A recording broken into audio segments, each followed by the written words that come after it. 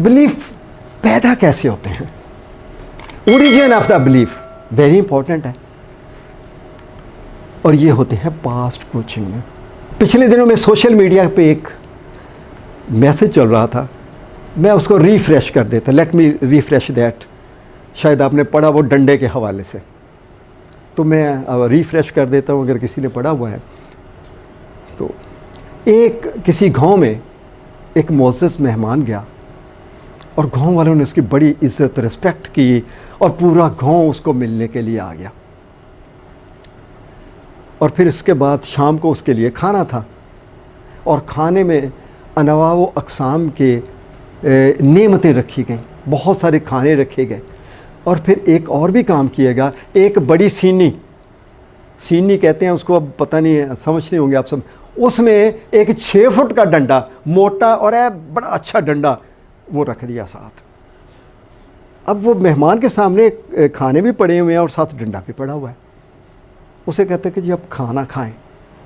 अब मेहमान ने देखा कि कहीं ये गांव का ये रिवाज तो नहीं कि पहले खाना खिलाते हों और बाद में डंडे से ज़ियाफ़त करते हों। अब वो और खौफज़दा हो गया। कहता जी पहले मुझे ये बताएं कि ये डंडा क्यों रखा है।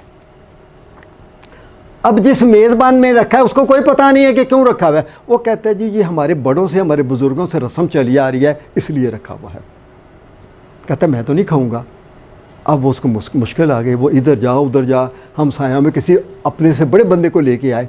वो एक बंदे को ढूंढ के लेके आ गया।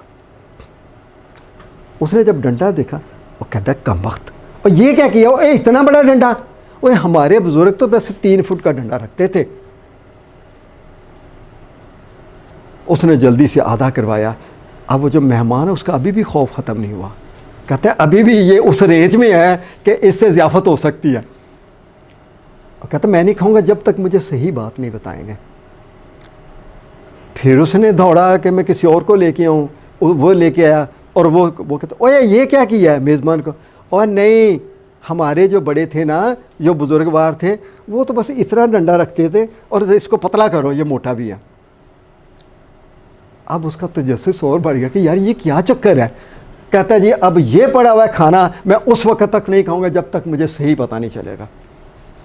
अब उसके लिए मुश्किल हो गई मेज़बान के लिए। कहता है मैं किसको लेके आऊँ अब। तो उन्होंने कहा कि जी वो जो अपना फत्तू है, वो जो इसको आंखें भी सफ़ेद हो चुकी हैं, यहाँ पलकें भी सफ़ेद है, उसके से बात करो जाके, उसकी कोई 110 साल उम्र है। लो जी वो उसको लेके आए। उसने ऐसे टटोल के देखा, कहता है ओए कम वक्त, ओए हमारे बड़े एक प्याली में तिनका रखते थे कि मेहमान के दांत में अगर गोश्त का रेशा फंसे तो वो निकाल ले।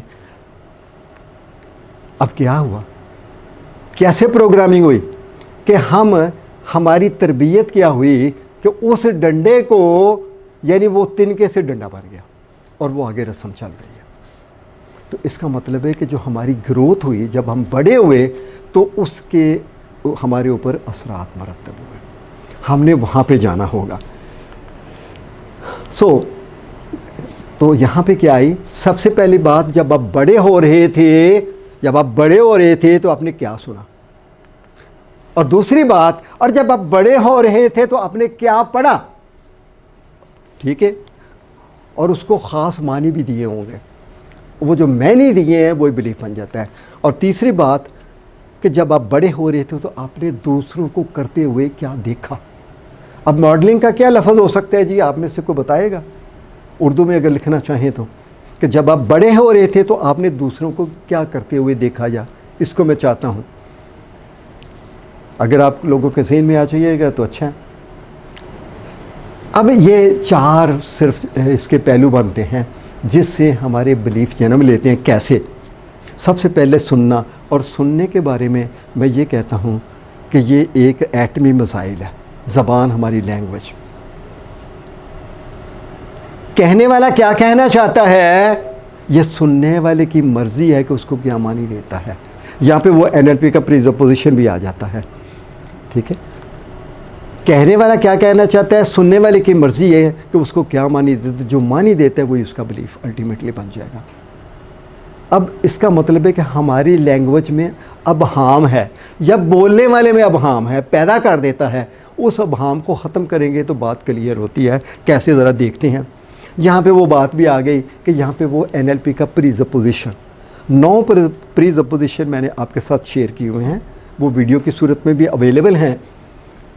यानी आपकी बातचीत का मतलब वो रद्द-ए-अमल जो आपको मिलता है। अब देखिएगा, ये बात मैं बोल चुका हूँ, दोबारा दोहराने की मेरे ख्याल ज़रूरत नहीं। सुनना, मैं ज़िंदगी में नाकाम ही रहा हूँ, बेटा तुम कुछ बनकर दिखाना। अब बेटा 2 में से एक मान ही देगा, ले और मैं भी तो आप ही का बेटा हूँ, मैं कैसे कामयाब हो सकता हूँ।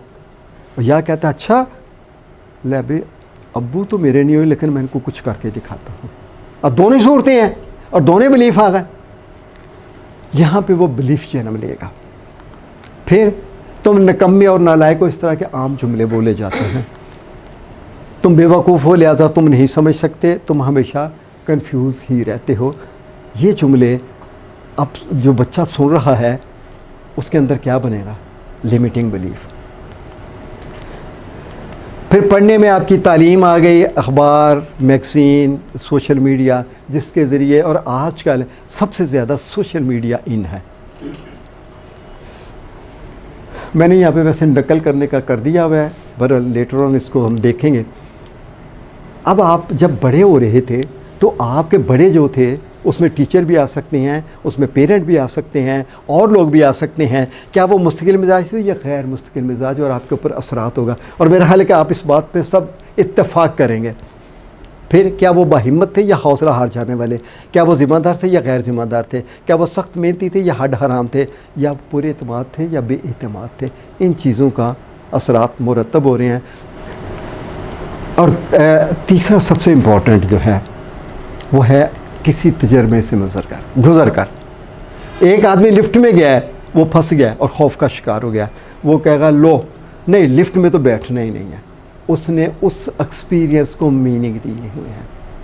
तो इन 4 एरियाज़ में हमारे बिलीफ जन्म लेते हैं।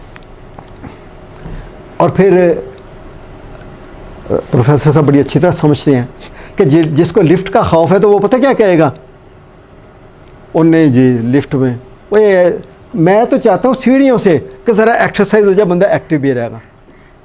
वो उसको जस्टिफाई करेगा। और हम में से बेशतर लोग अपने लिमिटिंग बिलीफ को जस्टिफाई करते रहते हैं, एक्सेप्ट नहीं करते। जस्टिफाई करेंगे, देख लें इर्द गिर्द जस्टिफाई करेंगे, और वो जस्टिफिकेशन है वो प्रॉब्लम को बनती है। हम फिर उस लिमिटिंग बिलीफ तक नहीं पहुंच पाते।